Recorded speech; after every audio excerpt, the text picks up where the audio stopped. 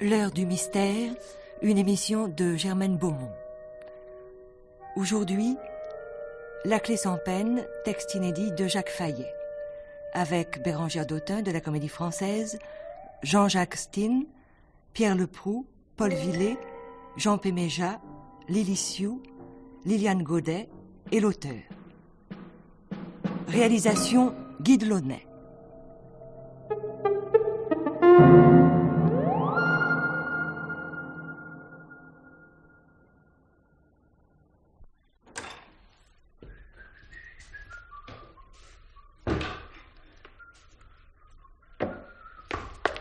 Respect, monsieur le commissaire. Ah, bonjour Robin. La famille va bien? Oh oui, monsieur le commissaire. Et puis ça y est, la fille est inscrite à Nanterre. Bravo Robin.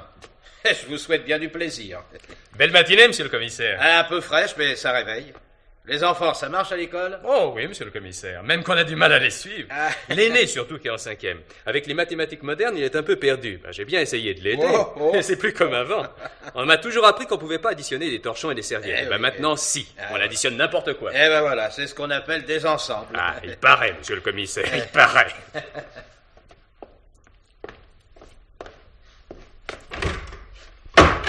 Bonjour les enfants. Bonjour, monsieur le commissaire. Ah, ça va ce matin? Le week-end a été bon? Oui, monsieur le commissaire. Et vous? Eh ben très bon, merci. Bonjour patron. Bonjour Maxime. Bon week-end. Toujours aussi matinal. Ah, mais une vieille habitude, Maxime. Je n'y ai aucun mérite. Quoi de neuf? Pas grand-chose patron. La nuit a été calme. Une rafle à Montparnasse, une autre à Clichy, une rixe dans un bar de la Convention, le petit train-train quoi.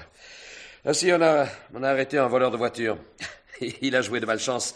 Il a manqué écraser un agent en voulant démarrer. Il ne trouvait pas la marche arrière. Bon, ce qui fait qu'on va le mettre en prison et qu'en plus, on lui retirera son permis de conduire. Samedi, oui. Le commissariat du 12e a encore reçu une plainte de la rue Ernest Gourgan, la 4e à Nonon. Même immeuble? Oui, le même patron. Et cette fois, c'est la vieille dame du 8e étage qu'on a dévalisée. Une assez jolie somme. Et toujours le même procédé, pas d'effraction. Pas l'ombre. Ah. À se demander si le voleur est bien de ce monde. Vous vous souvenez d'un vieux film de René Clair, patron, Fantôme à vendre? Ah Oui. oui. Le gars qui traversait les murs du oui. château sans faire bouger le moindre tableau. Oui. Eh ben, c'est un peu ça. Non. 3 appartements de la rue Ernest Gourgan ont été mis à sac sans qu'une porte ait été abîmée, sans qu'une serrure ait été forcée. Du beau travail, autrement dit. Naturellement, les enquêtes ne donnent rien. Enfin, c'est pas notre boulot, pas vrai? Dis donc, Maxime, Oui? tu as la liste de ce qu'on a volé dans l'immeuble? Pas la peine, patron. De l'argent. Rien que de l'argent. Pas de bibelot, pas de valeur, pas de tableau. Du liquide seulement. Ah ben, le gars prend ses précautions, hein. Pas de receleur, pas de vendeur, pas d'acheteur. Le secret garanti. Oui, mais ça fait pas l'affaire de la police, ça. Dis-moi un peu ce qui fait l'affaire de la police. Prends la communication, Maxime. Allô? Oui? Oui, c'est un adjoint, l'appareil. Oui, je vous écoute. Oui? Oui, attends, je prends en note. Allô? Oui. Rue Limaillon. Où? 43. Bon, merci, on y va. Ah ben... On vient de trouver un type Poxy dans sa boutique. Un bazar. 43, rue Limaillon. Oui, ça non plus, ça n'arrange pas la police. Alors où est-ce, la rue Limaillon? Dans le 12e, patron. Eh bien, en route, Maxime.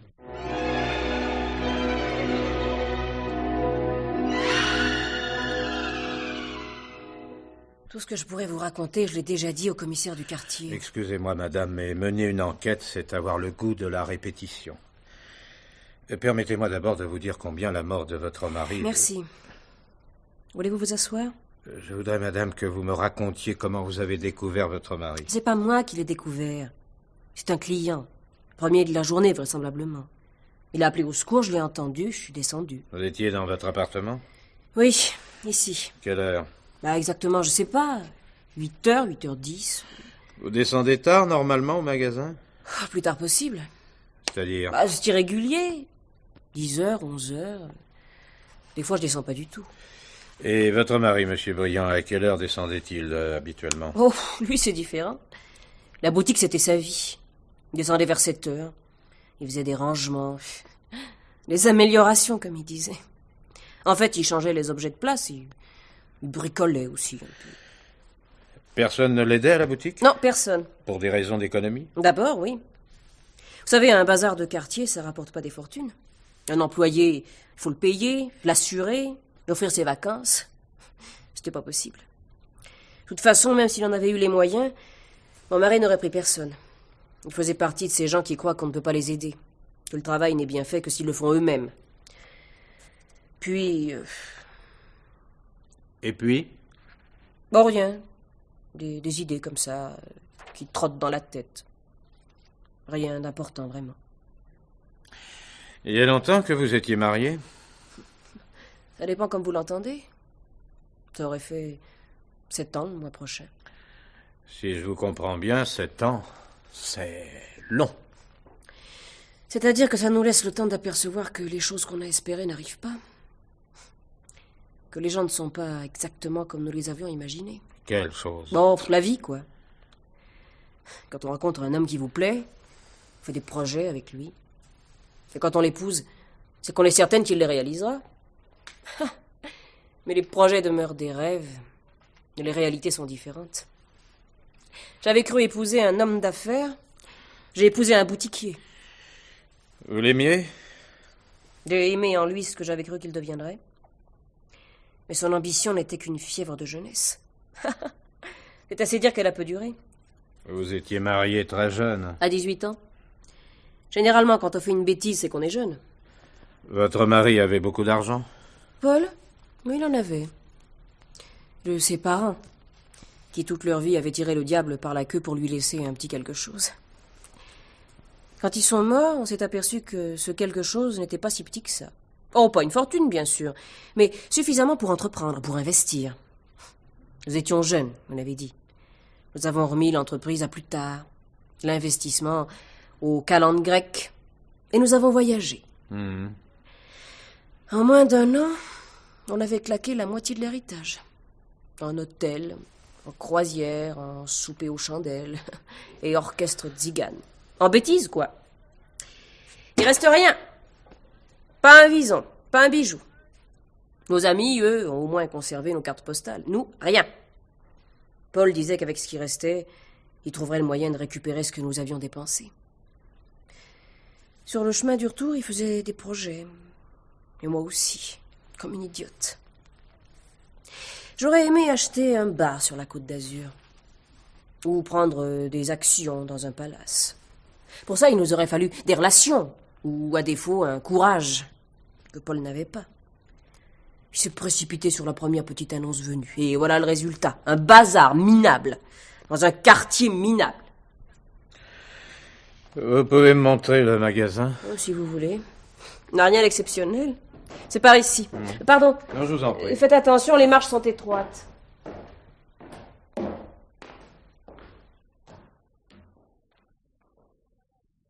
Et voilà le château en Espagne.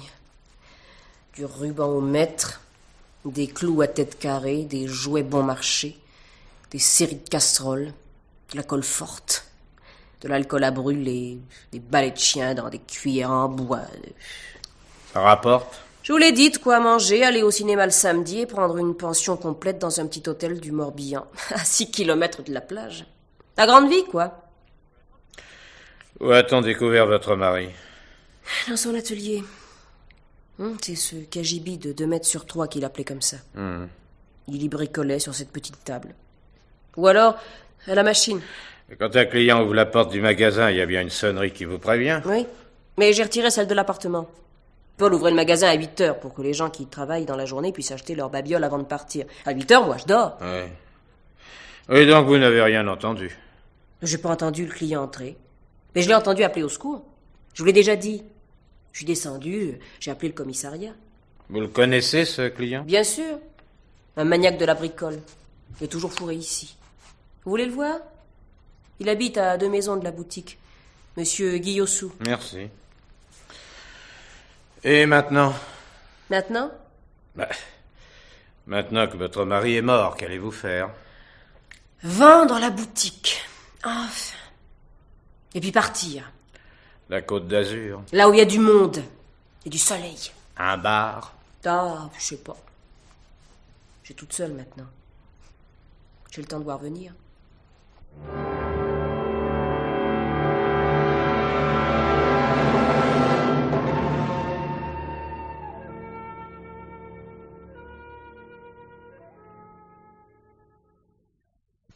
J'aime bien bricoler, Madame Briand a dit vrai. D'ailleurs, que voulez-vous que je fasse d'autre, hein? Je vis seul, je suis à la retraite depuis bientôt 10 ans, je ne reçois personne, personne ne m'invite. Je vis ici, dans ce petit logement. Tout ce que vous voyez dans cette pièce, c'est moi qui l'ai fait. Les étagères et la petite table. Même la caisse de Castor. Ah. Castor, c'est mon chat. Ah. Oui, vous pouvez le caresser. Il ne bouge plus guère maintenant.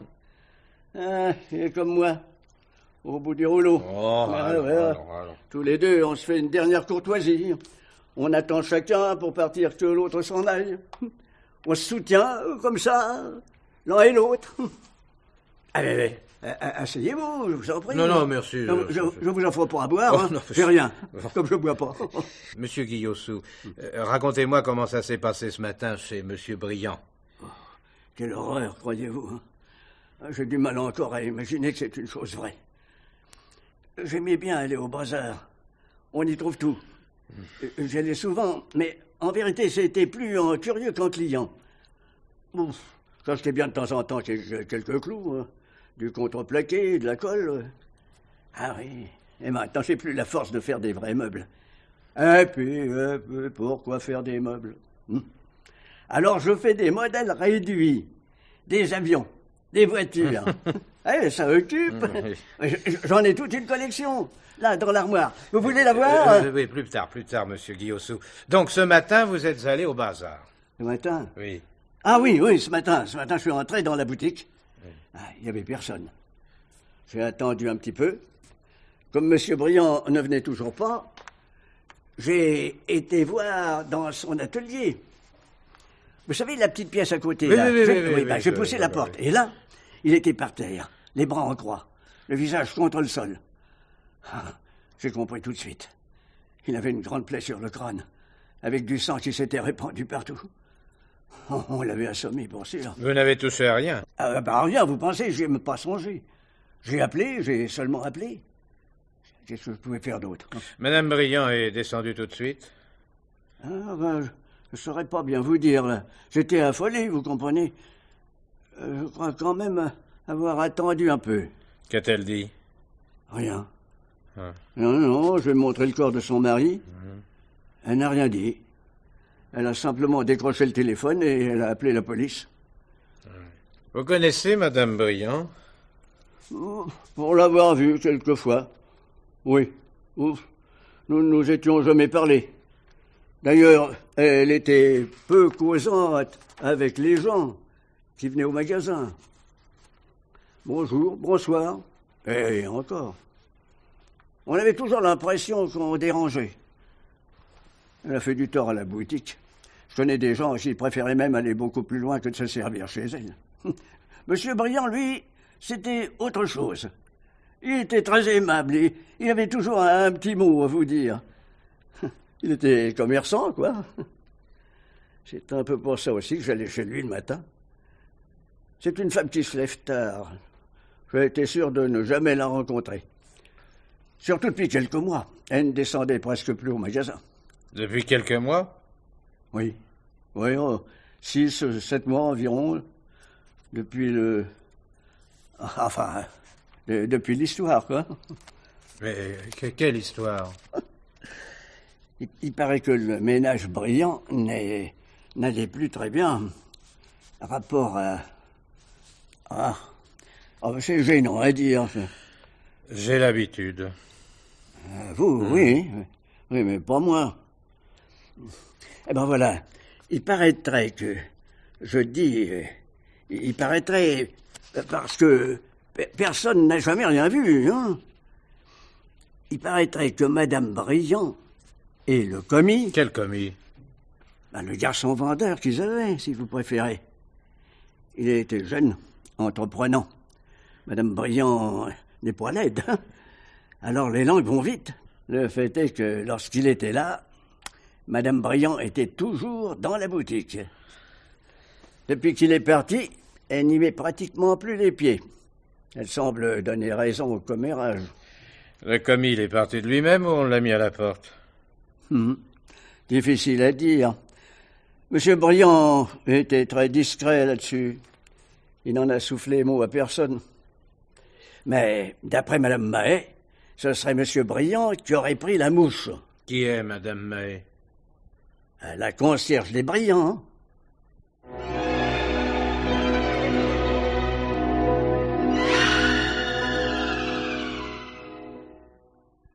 Je sais pas qui vous a raconté ça, vu que moi je dis jamais rien. Et puis, prendre la mouche, c'est vite dit. Sans compter que ce pauvre monsieur Briand, il n'aurait pas eu tort. V'là un homme, levé le premier, couché le dernier, qui trime toute la journée, et pourquoi, je vous le demande? Pour que sa femme aille faire le joli cœur avec son employé. Non, si je vous dis ça, monsieur le commissaire, c'est que tout le monde est au courant. Parce que moi, on dira ce qu'on voudra, mais je sais tenir ma langue. Marquez, j'étais bien placé pour voir les choses. Pas tellement dans ma loge, j'étais au fond de la cour, mais là-haut, dans l'appartement des Briand. 2 fois par semaine, j'allais faire le ménage en grand. Pensez. Elle se serait crue déshonorée, Madame Briand, de cirer ses parquets, de laver ses rideaux. Bon, j'ai rien à dire, on me payait. Ah, je peux en raconter des choses si j'étais bavarde. Souvent, ce pauvre monsieur Briand, il allait faire ses achats. Il fallait bien qu'il s'approvisionne, cet homme. Alors moi, on m'envoyait faire les courses, comme si j'étais de trop. Allez donc à vos affaires, Madame Mahé, je me débrouillerai bien toute seule avec votre loge. Vous devez même pas avoir le temps de faire vos commissions. Ah, qu'est-ce que vous auriez fait à ma place, hein? On me payait à rien faire, j'y allais, moi. J'avais pas plutôt le dos tourné qu'Henri. Et Henri, c'est le commis. Il enlevait le bec de canne et hop, chez Madame Briand. Alors, vous me direz, ça me regarde pas, et vous aurez raison. Si les gens s'occupaient que de leurs affaires, ça irait mieux pour tout le monde. Oh, ça c'est bien vrai. C'est ce que je me tuais à dire à ce pauvre monsieur Briand. Les gens disent n'importe quoi, vous savez bien que... Mais qu'est-ce que ça peut leur faire si votre femme et Henri s'entendent bien? Ils sont jeunes, tous les deux. C'est normal qu'ils sympathisent. Il faut pas voir du mal partout, que je lui disais. Mais basta. Vous croyez qu'il m'a écouté? Il a fait une scène à Henri terrible. Oh, j'ai cru qu'ils allaient se battre. Oh, je voulais pas entendre, mais j'étais bien forcé. Je lavais le couloir, celui qui longe l'arrière-boutique. On les entendait à travers la cloison. J'aurais jamais cru monsieur Briand si calme, si réservé, qu'il puisse se mettre en colère d'une façon pareille. Oh, non, mais ce qui devait l'énerver, c'est qu'Henri ne répondait rien. Je peux vous le dire maintenant, monsieur le commissaire, mais j'ai eu peur. Ah oui? Ah, j'ai eu peur d'un drame, que sous le coup de cette colère, monsieur Briand ne soit plus maître de lui. Et puis, voyez ce qui arrive. Henri s'en sort, et c'est ce pauvre monsieur Briand qui est mort. Oui, je dis ça, mais j'ai jamais souhaité qu'il arrive quelque chose à Henri. Croyez-vous que la mort de monsieur Briand soit due à un acte de vengeance? On lit ça quelquefois dans les journaux. Des gens qui attendent des jours et des jours pour se venger de ce qu'on leur a fait, quoi. Ou de ce qu'on leur a dit. Je me demande si Henri est au courant de ce qui vient d'arriver. Si j'avais pas peur d'être indiscrète, j'irais bien lui rendre une petite visite. Il habite à 5 minutes d'ici. Rue des Boulangers, au numéro 8. Henri Lapoix. Eh bien, merci, j'allais vous le demander.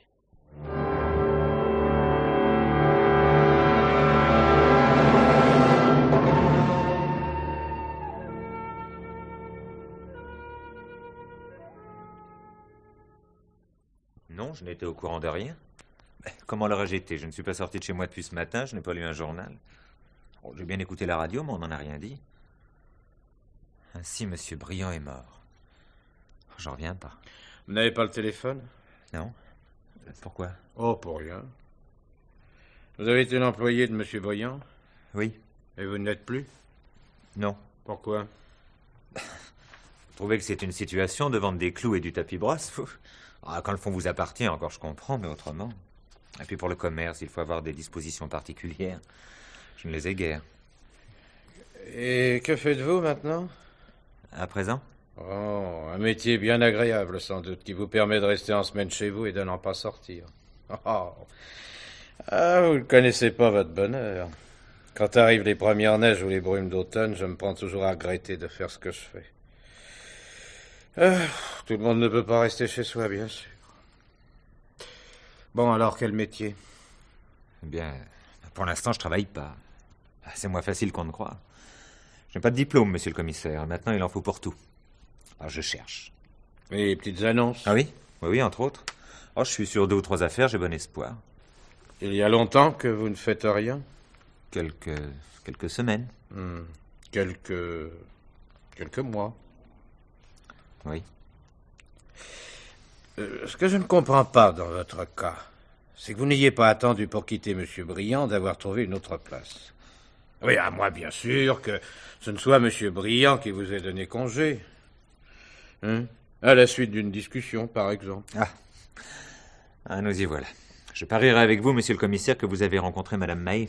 Oui, sous le couvert de la plus grande discrétion, elle colporte n'importe quoi sur n'importe qui. C'est faux? Quoi? Que peut dire Madame Mahé? Naturellement, c'est faux. Madame Briand ne fut jamais pour vous que votre patronne? Exact. Bien sûr, et Monsieur Briand se faisait des idées en imaginant autre chose. Oui.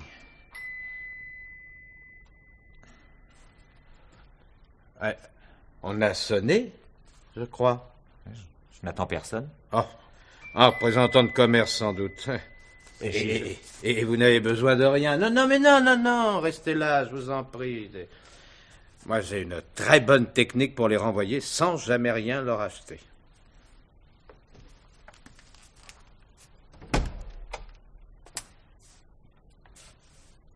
Monsieur Lapoix, voici un représentant de commerce que je ne saurais renvoyer sans votre permission. Non, mais entrez, Madame Briand.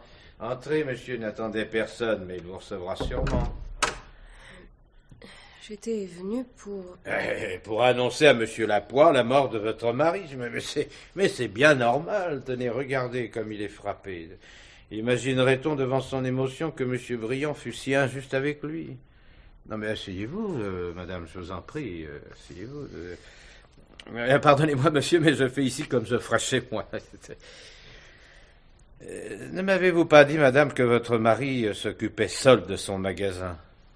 Oui, par économie d'abord, mais aussi parce qu'il n'avait confiance qu'en son propre travail. Oui. Il fit un essai, pourtant, en engageant monsieur Lapoix. Un essai, vous venez de le dire. Et apparemment, cet essai ne fut pas concluant. Non. Non. Et cela fut si rapide que je n'ai pas pensé à vous en parler. Ah oui, non, mais je comprends. Votre passage fut rapide chez monsieur Briand, monsieur... Il y a 1 mois. Ah oui, en effet. À peine. Oh, vous m'en direz tant. Et du jour au lendemain, vous vous êtes retrouvé sur la paille. Oh, triste obligation que de devoir gagner sa vie. Alors, mais Dieu merci, vous aviez des réserves. Des réserves? Autrement, comment pourriez-vous vivre sans travailler depuis si longtemps, hein? Ah, l'épargne a du bon, on ne le dira jamais assez. Bon, je vais vous laisser. Oh, excusez-moi, encore une question, si vous permettez, madame. Votre concierge, madame Mahé, est-elle toujours à votre service? Non.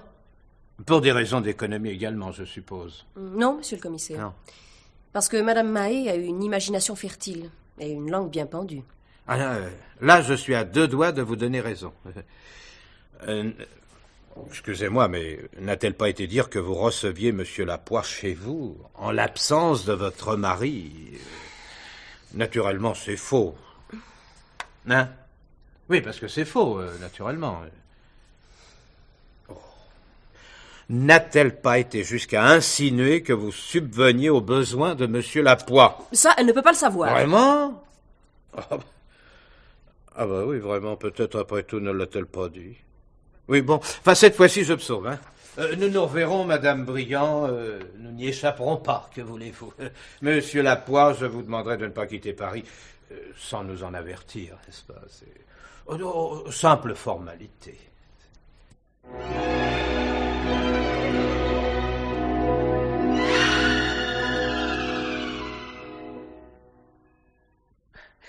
Eh bien, Madame Mahé avait raison, patron. Ah oui? Le petit Lapoix ne vivait pas uniquement d'amour et d'eau fraîche. Madame Briand subvenait bien à ses besoins. Madame Mahé ne m'a rien dit de ce genre. Comment? Mais Vous m'avez raconté vous-même avoir dit à Madame Briand que sa concierge avait dit que... Oui, je l'ai dit. Et alors? Oh, ben ça, alors... Qu'est-ce que ça prouve? Hein? La concierge ne m'a pas parlé d'argent. Tu dis toujours la vérité, toi? Tu n'as jamais entendu parler d'une technique qui consiste à prêcher le faux pour savoir le vrai? Ah oui, mais... Bon. Alors, que t'a dit le notaire? Oh, le minimum. Les Briand ont acheté le magasin il y a 6 ans, avec ce qui restait d'un héritage, peu de choses. Mais il est vrai que le bazar était en mauvais état et que la clientèle était tombée. Monsieur Briand a remonté l'affaire assez vite. Le notaire avoue avoir eu de l'estime pour lui, c'était un grand travailleur. Des dettes? Non, apparemment pas, non. Il leur restait des biens, des terrains, du liquide? Apparemment non. Oh, mais qu'est-ce que ça veut dire apparemment non?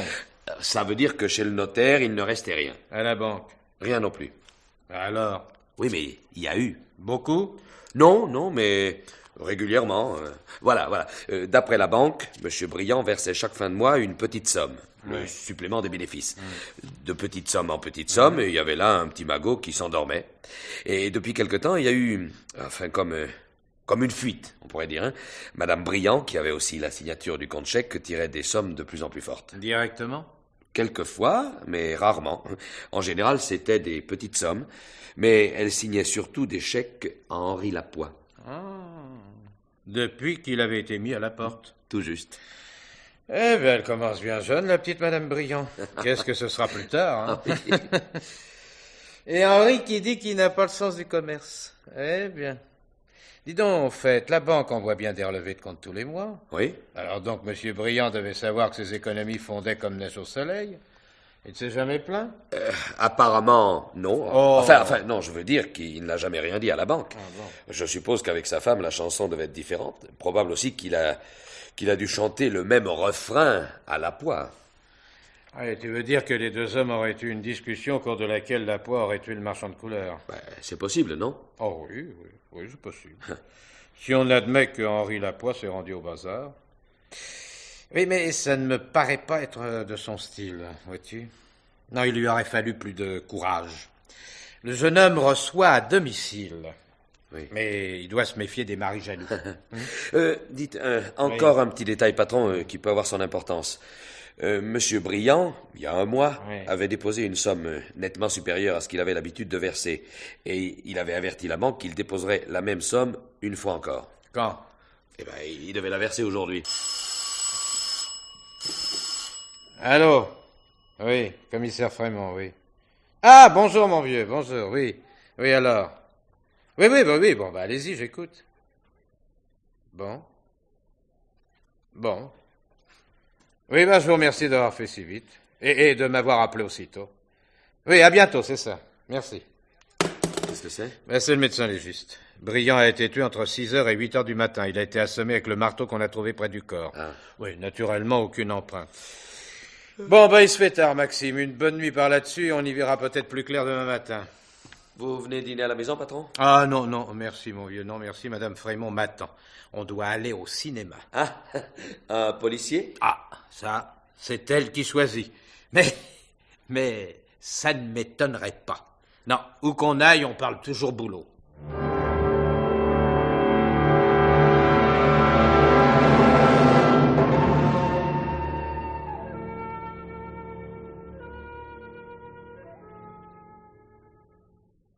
Madame Briand, qui tenait ces livres de comptes? Mon mari. Je suis pas très amie avec les chiffres. Si peu ami en effet que ces derniers temps, vous avez signé des chèques qui ont, disons, anéanti les économies que pouvait faire votre mari. Nous étions mariés sous le régime de la communauté. Bien sûr. Aussi n'ai-je pas dit que vous n'aviez pas droit de le faire. Enfin, n'était-ce pas un peu imprudent? La vue de notre compte a dû vous indiquer que les économies que faisait mon mari étaient minimes. C'est le moins qu'on en puisse dire. Il était en cela, comme pour le reste, gagne petit, sou après sou. Il s'était mis dans la tête de reconstituer l'héritage maternel. Avec quoi, je vous le demande? Alors il économisait sur tout. Je veux dire, sur le nécessaire, parce que le superflu, il y a longtemps qu'on s'en passait. On a eu 1 an de bon, c'est vrai. Mais il me l'a fait payer cher. Quand il a mis Henri, Monsieur Lapoix, À la porte, il a pris prétexte des ragots de la concierge. Mais en fait, il devait être ravi d'avoir une bonne excuse. Si réellement votre mari était tel que vous le dépeignez, sa colère dut être d'autant plus grande quand il s'est aperçu que ses économies s'étaient envolées comme fétus de paille. Mais quand il a su que c'est M. Lapoix qui en profitait, j'imagine que sa colère s'est changée en fureur. Comment l'aurait-il su? Mais comme moi-même, chère madame, par votre banque. Propriétaire au même titre que vous de ce compte, il pouvait en vérifier à tout instant l'état et les mouvements. Alors, imaginez que votre mari ait convoqué M. Lapoix hier matin, très tôt, entre 7 et 8, pendant que vous dormiez encore, pour vous éviter justement une rencontre qu'il ne devait pas souhaiter. Mon mari n'a pas convoqué M. Lapoix. Sans doute était-il coléreux, mais sans grand courage. Il savait qu'au moindre esclandre de sa part, je l'aurais quitté. Et quoi que j'ai fait, il ne le souhaitait pas. De toute manière, M. Lapoix ne serait pas venu. Pas de courage non plus. Nous avions pensé, lui et moi, à cette éventualité. Je lui avais interdit de rencontrer mon mari. Et vous êtes sûr qu'il vous a obéi? Il n'a pas eu à le faire, je vous le répète. Et même dans le cas contraire, il m'aurait obéi, oui. Pardonnez, cette question est indélicate. Monsieur Lapoix vous aime-t-il? Vous supposez qu'il a tué mon mari par jalousie? Vous êtes romanesque, monsieur le commissaire. Un homme qui accepte de l'argent d'une femme ne l'aime pas. Mais votre mari, lui, vous aimait. Peut-être a-t-il su attirer M. Lapoix dans un guet-apens. M. Lapoix a dû se défendre. Il pourra plaider la légitime défense. Et être acquitté. Vos suppositions sont fausses, monsieur le commissaire. Si mon mari avait dû attirer quelqu'un dans un guet-apens avec l'intention de le supprimer, ce n'est pas M. Lapoix qui l'aurait choisi. C'est moi. Vous? Vous n'avez dit qu'une chose vraie depuis ce matin, monsieur le commissaire. Mon mari m'aimait. Il y a un mois, M. Briand a déposé sur son compte en banque une somme plus importante que d'habitude. Le saviez-vous? Une somme importante? Non. Non? Eh bien, il devait en déposer une autre. Hier. S'il n'était pas mort. Hier? Mais où aurait-il trouvé cet argent? Mais vous n'avez rien trouvé ici, dans le magasin ou dans son atelier? Non, je n'ai pas cherché. Il ne me serait pas venu à l'idée de chercher de l'argent ici.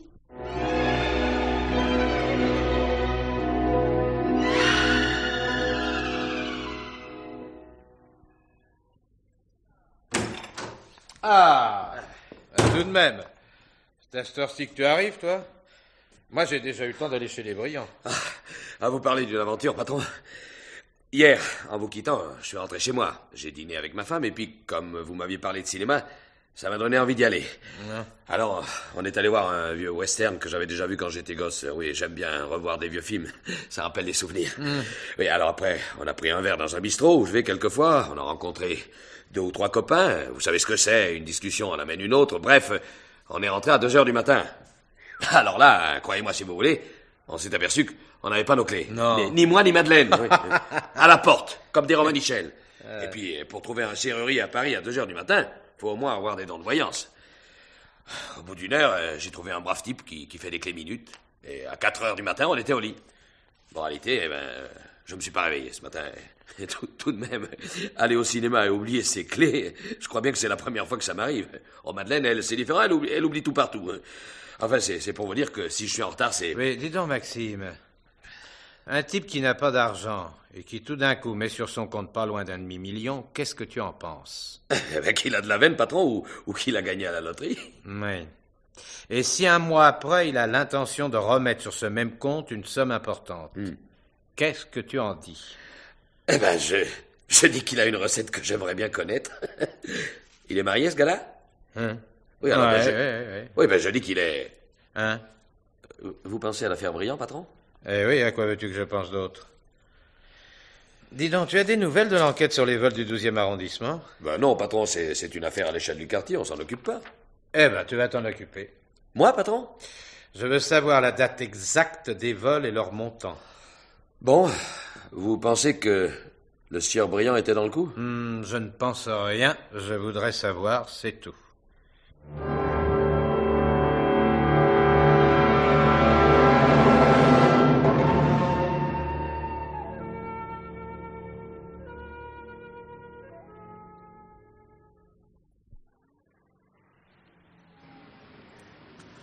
Oh, moi je vous suis, patron. Mais quand le commissaire du 12e va savoir que vous mettez le nez dans son enquête, ça va peut-être pas lui plaire. T'occupe pas de ça. Tu as les renseignements, hein? Oui, patron. Alors, le premier vol a eu lieu il y a 1 an chez un avocat. Le second, il y a 4 mois chez un ingénieur des mines. Le troisième, il y a 1 mois chez un directeur d'édition. Et enfin, le dernier, dans la soirée de samedi, chez une vieille dame. Et toujours dans le même immeuble. Et à chaque fois, on n'a volé que de l'argent liquide. Signe commun à ces 4 vols, aucune trace d'effraction. Le voleur entre et sort des appartements comme s'il était chez lui. Bon, ben, nous y voilà, patron. Rue Ernest Gourgan. C'est au 28.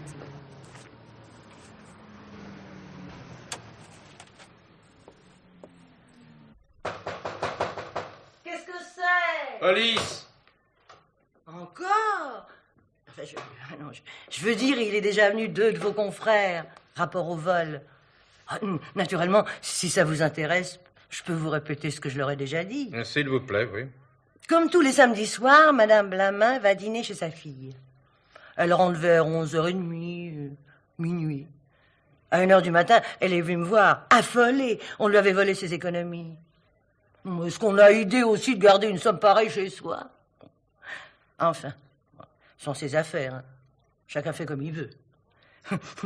Moi, on peut toujours me dévaliser, on ne trouvera pas grand-chose. Vous avez les clés de chacun des appartements?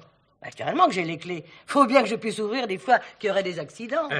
Et vous ne donnez jamais ces clés à personne? Bah, qui voulez-vous que je les donne? Mes clés sont toutes là, bien accrochées, à mon tableau. Ah oui, je vois, ce sont les clés plates, là. Oui, c'est ce qu'on appelle des clés de sûreté. Oui. Quand il y a des livreurs ou les releveurs de compteurs, je les accompagne. Jamais j'aurais donné les clés des appartements. J'ai jamais laissé entrer quelqu'un là-dessus. Les locataires sont très stricts. C'est moi la gardienne et puis personne d'autre. Même que des fois, c'est un véritable esclavage. Ah, oui. Oh, c'est pas pour me plaindre, remarquez bien. Chaque métier a ses servitudes, comme on dit. Mais quelquefois, j'aimerais bien, comme tout le monde, partir ici et là. Pas tellement pour des vacances, mais des fois, il y a des fêtes de famille auxquelles j'aimerais aller. Mais il y a 15 jours, une petite nièce s'est mariée en Bretagne. Comment voulez-vous que j'ai pu m'y rendre avec ma loge? J'aurais bien demandé à mon frère de me remplacer. Mais vous pensez, du moment qu'il y avait une noce, c'est lui qui y est allé. Vous me direz qu'il y a des fois où on est obligé de faire des choses, même quand on n'en a pas envie. Hein? Oui, j'en sais quelque Il y a chose. 13 ou 14 mois, j'ai été malade. Une méchante opération. Eh ben là, consentante ou pas, j'ai dû partir. Plus de 3 semaines, ça m'a tenu, cette affaire-là. Eh ben, vous me croirez si vous voulez. Rien que de penser que je pouvais plus rendre service à mes locataires, ça m'a fait monter ma fièvre. Pourtant, mon frère était là. Et il a fait ce qu'il a pu. Mais on a beau dire un homme, c'est pas pareil. Oh, Madame Blamin, vous voilà descendue. Fallait pas. J'aurais été faire vos courses. C'est Madame Blamin, la cambriolée du 8e. Remarquez, ça va vous faire du bien de prendre un peu l'air. Ça sert à rien de se tourner les sangs comme ça. C'est ce que je disais à ces messieurs de la police. La police? Est-ce qu'on a trouvé quelque chose, monsieur? Ben non, hélas, pas encore. On n'en trouvera rien. Les voleurs vont dépenser mon argent et on ne retrouvera jamais rien. Faut pas parler comme ça, Madame Blamin. Ça va vous attirer la poisse. Alors vraiment, vous voulez pas que j'aille faire vos courses? Non, merci, vous êtes gentil, mais j'aime mieux être dans la rue. Là-haut, maintenant, j'ai peur. Pauvre femme. Vu qu'elle a été volée, elle est traumatisée, comme qui dirait. Ben oui, mais pourquoi gardait-elle son argent chez elle aussi? Ah, et c'est bien ce que je lui disais. Oui. Mais allez donc savoir, hein. Une manie de vieille dame. Sou par sou, elle a économisé. Puis ça dure depuis longtemps. Ce qu'elle voulait, c'est d'en avoir assez pour aller voir son fils. Il travaille aux Antilles. Alors vous pensez, elle s'était bien jurée de ne pas mourir sans le revoir. Et elle allait y arriver. Elle voulait partir l'été prochain. Tout de même, ça c'est dégoûtant. Pour Madame Blamin. Mais aux Antilles aussi, hein. A-t-on idée? Oui. Maxime. Attends. Oui. Relève le numéro des clés des 4 appartements cambriolés. Le numéro des... Le numéro des clés, oui. Eh bien, patron, vous permettez, madame? Manquerait plus que je permette pas. C'est qu'il n'a pas l'air commode, votre patron. À quoi ça va lui servir, ces numéros? Oh, il a des idées comme ça. Hein. Bon, alors, la première? Oui. Voyons. Maître Fourastier, un jeune avocat. Pas beaucoup de clients, paraît-il. C'est bizarre, parce qu'il cause bien. Alors ça, il cause bien. 62 415. Bon, attendez, je note 62 415. Là. Après, Monsieur Marga, Oui. un ingénieur des mines. Marga. C'est lui qui fait passer les permis de conduire. Hein? Pas aimable à ce qu'on dit. 41 714. 41 714, Oui. oui. Et puis, Monsieur Bazan. Oui. Il travaille dans les livres. Pas les romans, non. Les illustrés. Ah bon. Il est très gentil. Sa femme aussi, rigolote. Hein? Quel numéro? 21 884. 21 884. Oui. Oh. Et puis, c'est le pauvre Madame Blamin. Voyons, sa clé. Là. 81 403. 80 403, oui. 4 vols la même année. C'est à peine croyable. Si la police vous laisse... Mais... Enfin, je veux dire, naturellement, ça ne doit pas être commode. Oh non, c'est pas commode. Ah, on voit tant de choses. À quelle époque?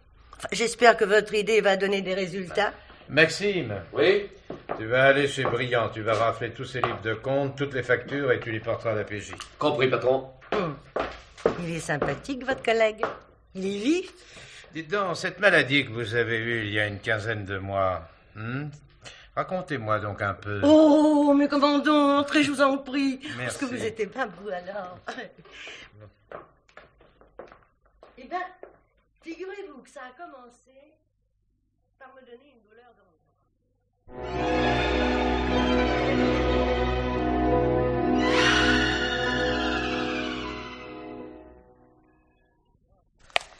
Oh, eh ben, si on s'y retrouve dans toutes ces paperasses, patron, on aura de la chance, hein?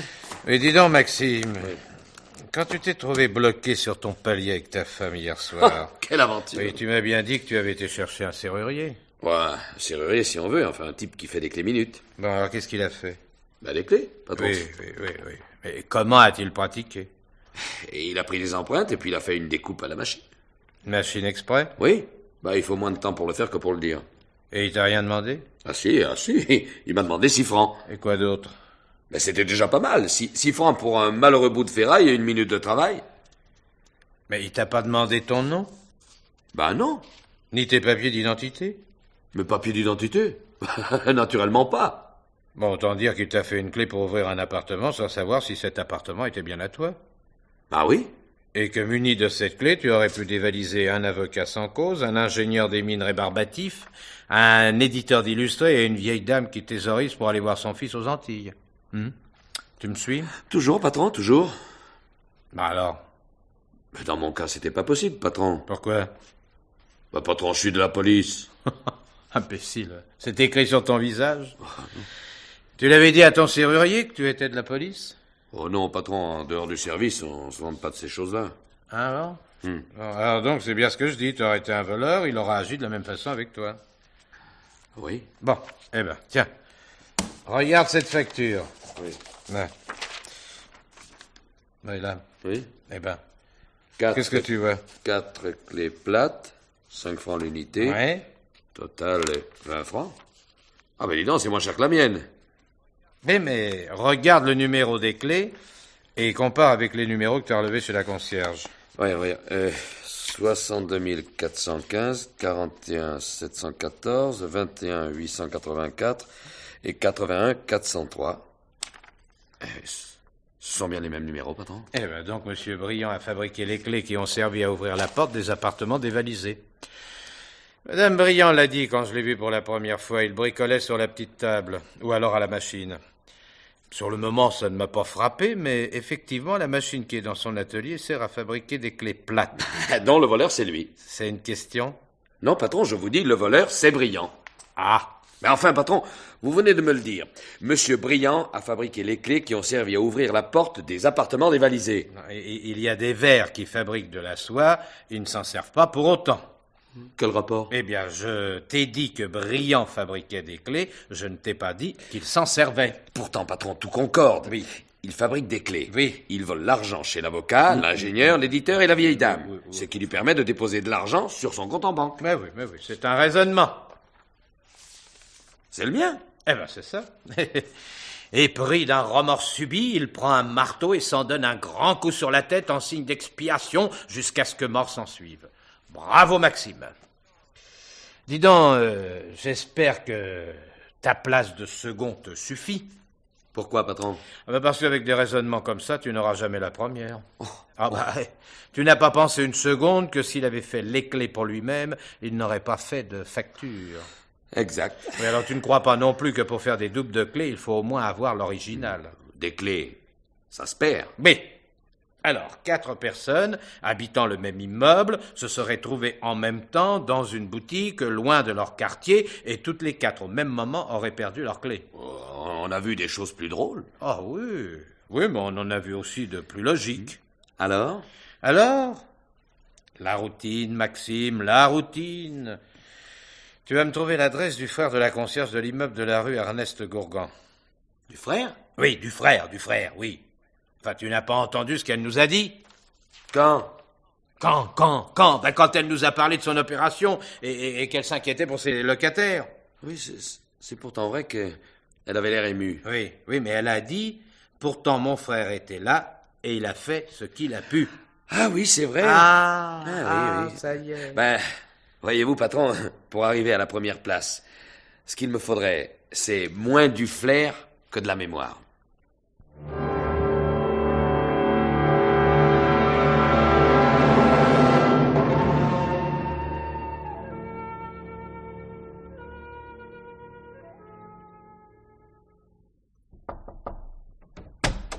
Qu'est-ce que c'est? Monsieur Angouze. Oui, c'est moi. Pourquoi? C'est mon patron qui m'envoie. Votre patron? Monsieur Briand, oui. Connais pas. Monsieur Briand de la rue Limaillon. Connais pas, je vous dis. Oh, bon, on connaît pas tous ses fournisseurs, ça. Mais qu'est-ce qu'il fait, votre patron? C'est le marchand de couleurs. Jamais rien eu à faire avec lui, moi. Il avait un employé? Moi, oui. Et alors? Ben alors, il faut pas lui en vouloir, mais les temps sont durs, hein. Il aimerait encaisser tout ce qu'on lui doit. Et je l'ai jamais vu, je lui dois rien. Ah ben pourtant, il m'a chargé de vous remettre ceci, ça. Qu'est-ce que c'est? Ben, comme vous pouvez voir, une facture. Non mais, tu te fous de moi ou quoi? Pardon? Comme si je savais pas que Briand, il s'est fait descendre. Le journal ne parlait que de ça. Qu'est-ce que t'as à répondre à ça? Pas grand-chose. Police. Police? Oui. Ah, bon, j'aime mieux ça. Oui. À un moment, j'ai cru que... Oui, que j'étais un maître chanteur. Oui, vous voulez entrer? Ben, ce serait plus confortable, non? Oh, confortable, ça, peut-être pas. C'est petit et c'est moche. Merci. On n'habite pas où on veut, hein? Non. Ah ben, c'est pour ça que vous partez. Je pars. Ah oui, quoi, cette valise et ces paquets. Ben, vous avez raison, quand on est mal dans un endroit, il faut pas s'y accrocher. Enfin, sinon, on prend des habitudes, on s'installe dans sa médiocrité. Je peux m'asseoir? Il y a une chaise, là. Ôtez ce qu'il y a dessus. Merci. Non, pas. Mais alors, et cette facture? Cette facture, je comprends pas, moi. J'ai jamais mis les pieds dans sa boutique. Pourtant, c'est bien marqué, Monsieur Angouze, 4 clés plates à 5 francs, total 20 francs. Qu'est-ce que... Mais qu'est-ce que vous voulez que je fasse de 4 clés? Eh ben, ouvrir les portes. J'ai la mienne pour ici, c'est tout. Et encore, tenez, c'est un vieux modèle. Vous pouvez voir. Ah oui, en effet, elle est grosse comme une porte de prison. Mais c'est mieux maintenant tout de même, hein, les clés plates, là, on abîme moins nos poches, hein. C'est bizarre, quand même. Quoi? Ben, cette facture. Remarquez, il n'y a pas d'adresse dessus. Ah. Des Angouzes, il y en a à l'appel. Ah oui, ça c'est vrai, je n'y avais pas pensé. Ça. Bon, ben, je vais chercher ailleurs. Hein. Ben, excusez-moi. Oh, mais de rien. Non, j'espère que je n'ai pas retardé votre départ. Mon départ? Ben, vous partez bien, non? Ah, oui, mon départ, oui. Oh, j'ai tout le temps. Oh, vacances? Oui. Montagne, Côte d'Azur? Campagne. Ah, là je vous approuve. Ah non, on trouve à la campagne des plaisirs qu'on ne trouve nulle part ailleurs. Hein. Dites donc, vous avez un patron qui a les idées larges, vous laissez partir maintenant, hors saison. Alors, ça c'est bien, hein, parce que vous aurez moins de monde, et puis alors surtout, c'est appréciable, vous paierez moins cher. Hein, parce que l'hôtel en pleine saison, dites donc, à moins que vous alliez dans la famille. Hein? Quoi? Vous allez dans la famille? Oui. Vous avez de la veine d'avoir encore vos parents? Ouais, dites donc, ils doivent plus être tout jeunes, hein? Ah, c'est votre sœur qui va se trouver bien seule. Ma sœur? Hein? Votre sœur, oui. Oui, me disant encore ce matin, mon frère part en vacances, ça me fait quelque chose. Alors, si je tombe malade comme l'année dernière, qu'est-ce qui va me remplacer? Non mais qu'est-ce que vous me voulez? Les clés? Et j'en ai jamais fait faire. Je vous l'ai déjà dit. Ah, mais je sais que vous me l'avez déjà dit. Il paraît que j'ai une mémoire terrible. C'est une erreur de nom, c'est tout. Ah, vous avez bien remplacé votre sœur l'année dernière quand elle s'est fait opérer? Elle vous l'a dit? Ben oui. Pourquoi? Fallait pas? Ah, si. Ah oui, je l'ai remplacé, il fallait bien. Dans la loge, il y a un tableau où toutes les clés sont accrochées. Peut-être, oui. Hein? Comment peut-être? Il y a. Oui. Bon, il y a un tableau avec des clés, oui, comme partout. Ça. Alors, vous avez pris 4 de ces clés et vous avez fait faire des doubles chez Monsieur Briand. Mais je sais pas qui c'est. Si! Ah mais si, c'est un marchand de couleurs de la rue Limaillon. Il s'est fait assassiner, vous l'avez lu dans le journal. Oui, mais avant de lire ça, je savais même pas qu'il existait. Avec ces clés, vous avez pu entrer chez les locataires. D'abord l'avocat. Vous avez bien choisi, là, parce que vous en aurez besoin. Hein. Bon, je sais pas si vous avez de la mémoire, mais vous avez de l'imagination. Ah, hein. ça aussi nécessaire l'une que l'autre. Les journaux ont parlé de ce vol, Monsieur Briand a lu les articles, sans y prêter grande attention. Et puis vous avez volé l'ingénieur des mines. Comment donc? Les journaux, encore une fois, ont parlé de ce vol. Encore une fois, Monsieur Briand les a lus. Puis l'éditeur d'Illustré. C'était il y a 1 mois. Alors cette fois-ci, Monsieur Briand a trouvé que 3 vols dans le même immeuble, c'était beaucoup. Surtout sans effraction. Alors, il a pensé que si on ouvrait les portes sans les briser, c'est qu'on avait les clés. Il s'est souvenu de ce client qui en avait fait faire 4 différentes. Il vous a retrouvé. Il vous a demandé d'acheter son silence. Vous avez partagé. Lui, économe, a placé son nouveau pécule sur son compte en banque. Et il a attendu. Oh, pas longtemps. Vous avez dévalisé la vieille dame du 8e. Alors, Briand, encore une fois, vous a demandé de partager avec lui. Vous avez accepté. Hein. Contraint et forcé que vous étiez accepté. Il vous a fixé rendez-vous chez lui, dans sa boutique, lundi matin, pour que vous lui portiez l'argent. Vous y êtes allé? Non. Si, mais vous n'aviez aucune intention de lui remettre quoi que ce soit. Moi, je pense que vous vouliez gagner du temps, le faire patienter jusqu'à votre départ. Seulement, voilà, M. Briand n'était guère patient. Et il ne devait pas non plus vous faire confiance. Vous êtes disputé. Oh, c'est ça, mais Ah oui, c'est ça. C'est moi qui ai pris le marteau sur l'établi pour lui taper sur le crâne. Mais dites-le donc. Eh bien, cher monsieur Angouze, je vous le dis puisque vous venez de me le confirmer. Moi? Ah oui, vous? Comment savez-vous que le marteau était sur l'établi? Vous vouliez-vous qu'il soit? Sur l'établi, sûrement, c'est dans l'ordre. Mais comment savez-vous qu'il y avait un marteau? J'ai dit ça, comme j'aurais dit n'importe quoi, un marteau ou autre chose. Mais vous n'avez pas dit autre chose. Mais c'est vous qui avez dû me le dire. Je ne vous ai rien dit de tel. Comment savez-vous enfin que M. Briand a été tué à coups de marteau? Comment les journaux, oui. Ah ouais? Oui, c'est ça, les journaux, je l'ai lu dans les journaux. Non. Non. Les journalistes n'en ont rien dit pour la bonne raison qu'ils ne le savent toujours pas. Nous avons gardé ce détail secret. Alors, monsieur Angouze, vous allez descendre avec moi, bien gentiment. Et ne faites pas de bêtises, ce serait inutile, mes agents sont en bas. Ah! Et puis fermez votre porte à clé.